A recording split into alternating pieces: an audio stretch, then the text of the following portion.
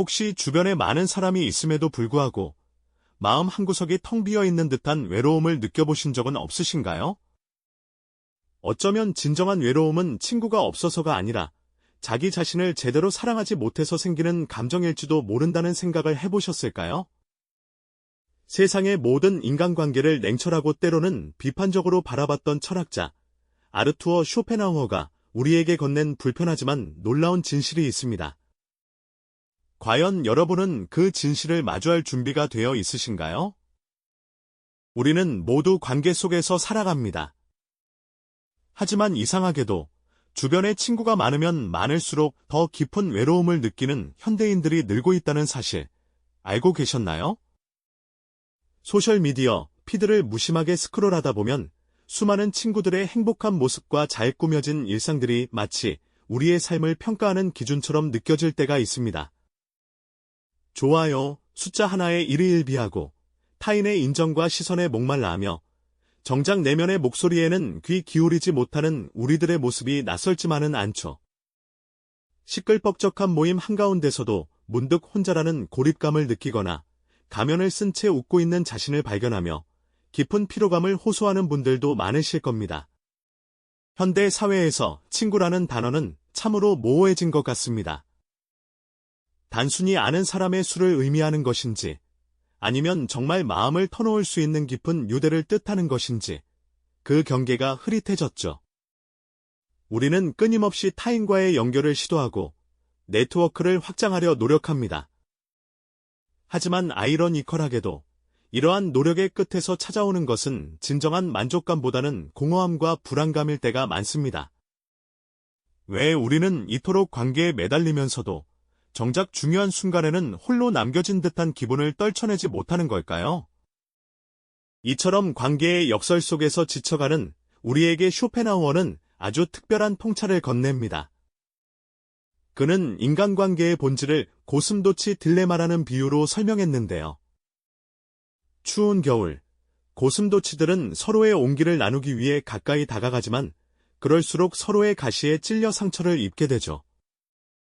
그렇다고 너무 멀리 떨어져 있으면 추위를 견딜 수 없어 다시 가까워지려 합니다.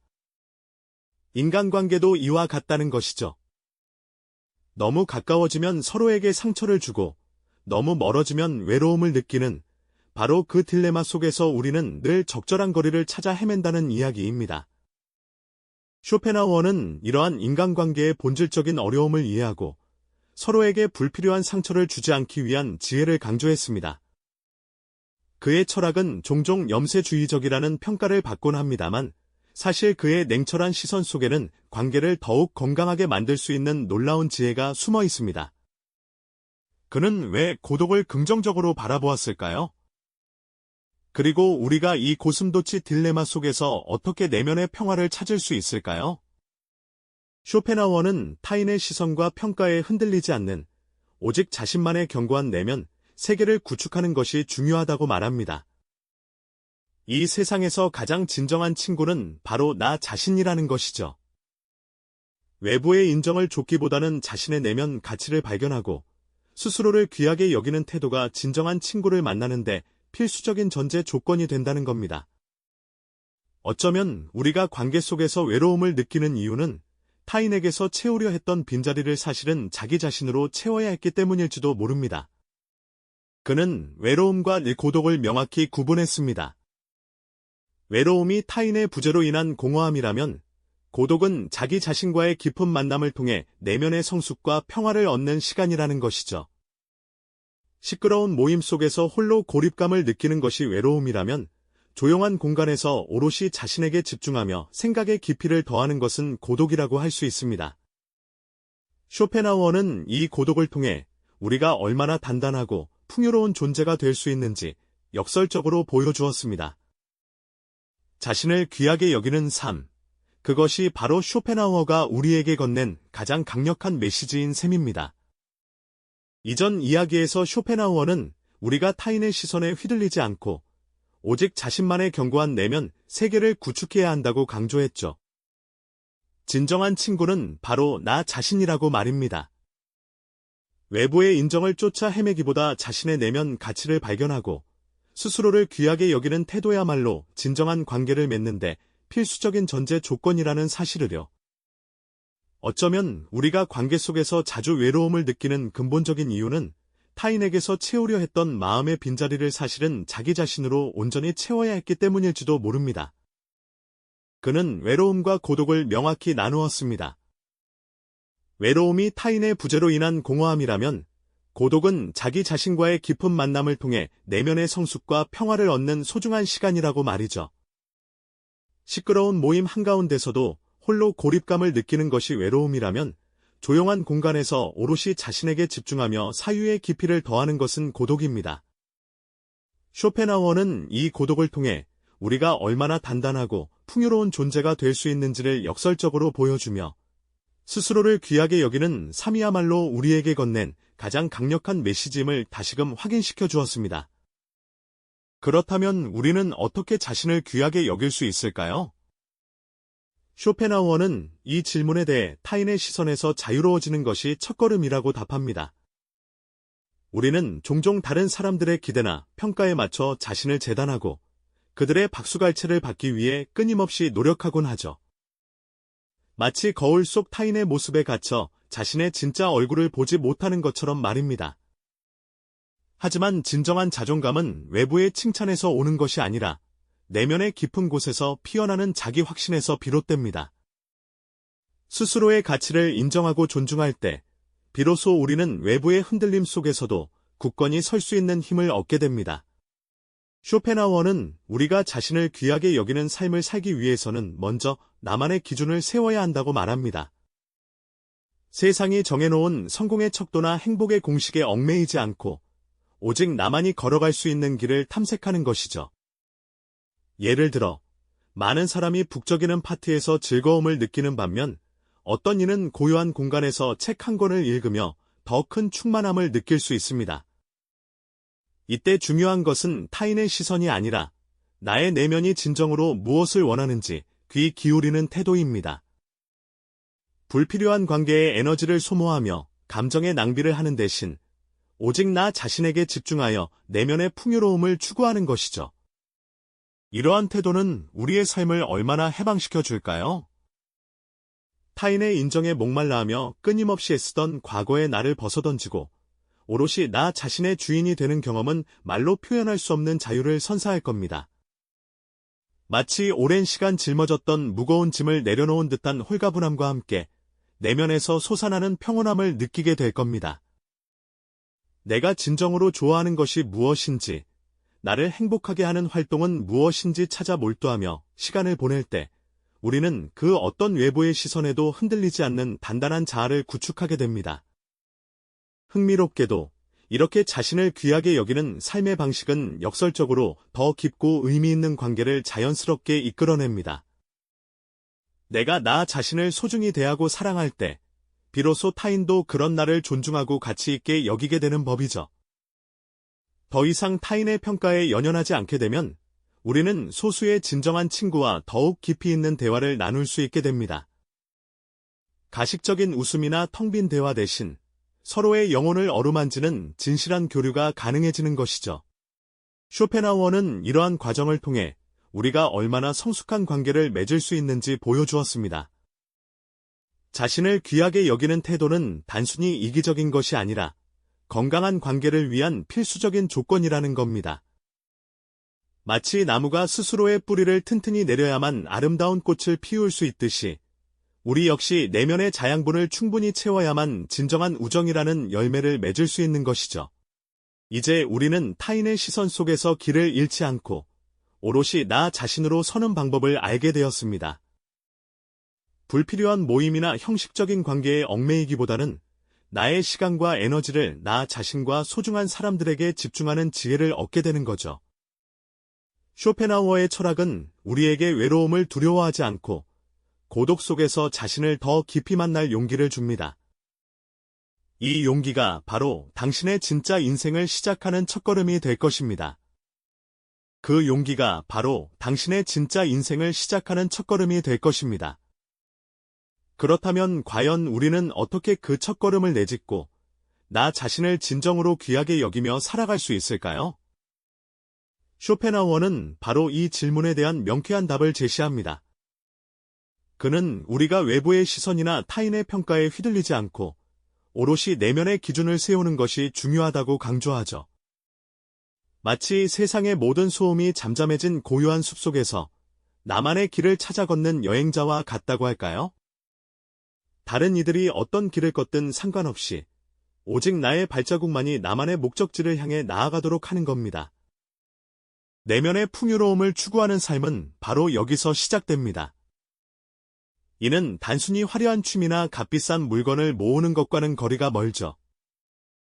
오히려 세상의 지혜가 담긴 책들을 읽으며 내면의 지평을 넓히고 고요한 사색 속에서 자신만의 통찰을 얻는 시간, 혹은 아름다운 음악을 감상하거나 그림을 그리며 내면의 감정을 표현하는 것과 같은 활동들을 의미합니다. 또 어떤 날은 자연 속을 거닐며 바람 소리에 귀 기울이고 햇살의 따스함을 온몸으로 느끼는 것만으로도 충분히 마음이 충만해지는 경험을 할 수 있을 겁니다. 이러한 순간들은 그 누구의 평가도 필요 없이 오직 나 자신만이 온전히 누릴 수 있는 소중한 선물과도 같죠. 이처럼 자신을 귀하게 여기는 삶을 살아가다 보면 자연스럽게 불필요한 관계에 에너지를 소모하지 않게 됩니다. 과거에는 왠지 모르게 참석해야만 할 것 같았던 형식적인 모임이나 마음이 편치 않은데도 억지로 이어가던 관계들이 점차 의미를 잃게 되는 거죠. 우리의 시간과 에너지는 한정되어 있으니 이를 나의 성장과 행복을 위해 그리고 나를 진정으로 이해하고 아껴주는 소수의 사람들에게 집중하는 지혜를 발휘하게 되는 겁니다. 마치 맑은 물이 고여있는 작은 연못처럼 불필요한 부유물을 걷어내고 나면 그 깊이가 더욱 선명해지는 것과 같은 이치랄까요? 그리고 놀랍게도 바로 이 순간에 진정한 의미의 친구들이 우리 삶에 자연스럽게 찾아오게 됩니다. 타인의 인정을 갈구하며 자신을 포장하려 애썼던 과거의 모습이 아니라 오롯이 나 자신으로 당당하게 설 때 나의 진정한 가치를 알아봐주는 이들이 비로소 다가오는 거죠. 그들은 나의 부족함까지도 너그럽게 이해하고 내가 가진 장점들을 진심으로 응원해 줄 겁니다. 쇼펜하우어는 이러한 관계야말로 삶을 더욱 풍요롭게 만드는 귀한 보물이라고 말합니다.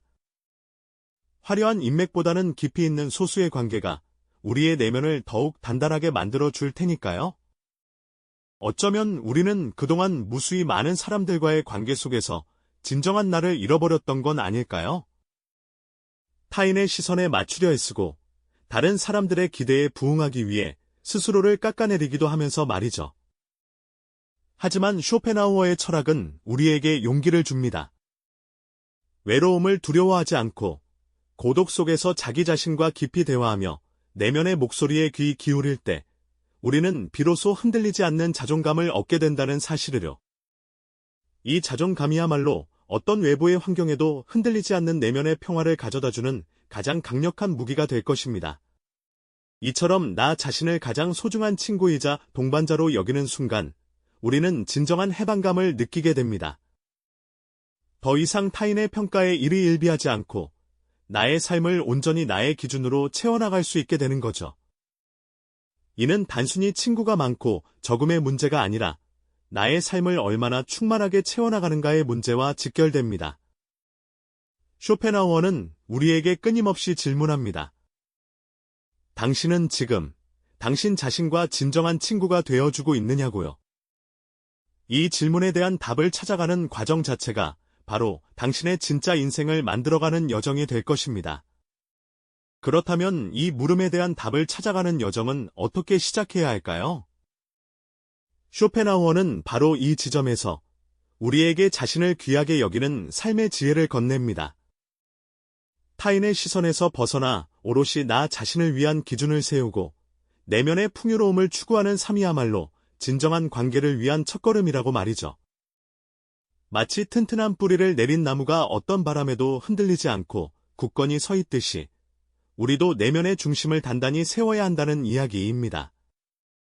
자신을 귀하게 여기는 삶은 어떤 모습일까요? 그것은 다른 사람의 칭찬이나 인정에 일희일비하지 않는 태도에서 시작됩니다.